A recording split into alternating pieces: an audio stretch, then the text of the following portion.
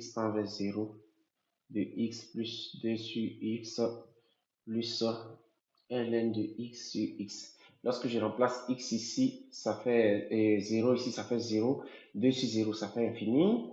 Ici aussi, ça fait, comment on appelle, ici ça fait ln de x en 0, ça fait moins l'infini, et en bas j'ai 0. Donc, quand je vais essayer de factoriser ces deux termes-là par 1 sur x, pour pouvoir faire apparaître les limites remarquables du coup. Donc, du coup, ça me fait limite lorsque x tend vers 0 par valeur supérieure de x plus. Je mets 1 sur x en facteur.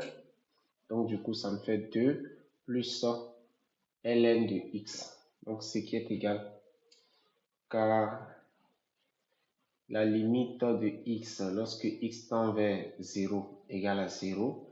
La limite de 1 sur x lorsque x tend vers 0 par valeur supérieure égale à plus infini. Et la limite de 2 plus ln de x lorsque x tend vers 0 par valeur supérieure. Ln de x en 0, ça fait moins infini, plus 2, ça fait moins infini. Donc, j'ai moins infini ici. Du coup, dans la parenthèse, nous avons moins infini multiplié par plus infini, ça fait moins infini, auquel on ajoute 0. Donc, du coup, ça fait moins infini. Donc, par conséquent, la limite de f de x lorsque x tend vers 0 par valeur supérieure égale à moins infini, et j'encadre. Maintenant, on demande d'interpréter le résultat de la limite. Bon, si vous validez, mettez OK en commentaire avant qu'on interprète. Ln de 0, ce n'est pas 1. C'est l'exponentielle de 0 qui est 1. La mine Nassiso. OK, merci. Donc, c'est carré. OK. Donc, on se comprend, il n'y a pas de souci. Et si vous avez capté, mettez OK, on va passer à l'interprétation.